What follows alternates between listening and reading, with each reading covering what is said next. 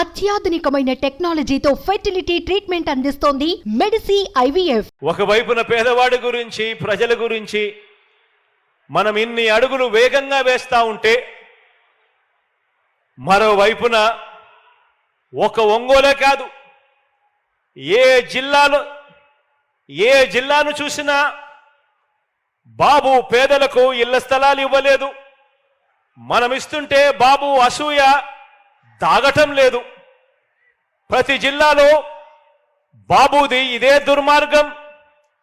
పేదల ఇంటి నిర్మాణాన్ని అడ్డుకుంటూ కేసులు వేయించడం ఆయనకు సహజ అలవాటుగా కూడా మారింది. ఇవన్నీ చూస్తే అనిపిస్తుంది, ఇటువంటి కార్యక్రమాలు చేస్తూ ఉన్నప్పుడు, ఇటువంటి చంద్రబాబు నాయుడు గారిని చూస్తే అనిపిస్తుంది, 100 మంది సినిమా విలన్ల దుర్మార్గం కంటే 100 మంది సినిమా విలన్ల దుర్మార్గం కంటే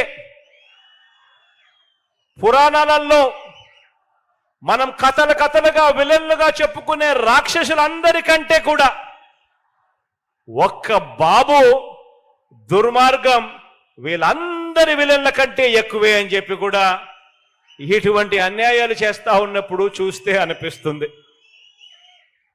ఎందుకు అనిపిస్తుంది ఇంత బాధ అంటే దానికి కారణం ఏమిటనంటే, చివరికి అమరావతి అని వీళ్ళు చెప్పుకుంటా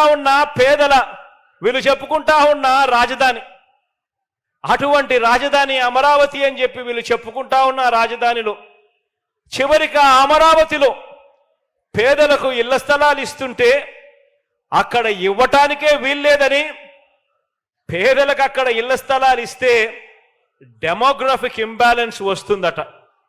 డెమోగ్రఫిక్ ఇంబ్యాలెన్స్ అంటే ఏమిటో తెలుసా?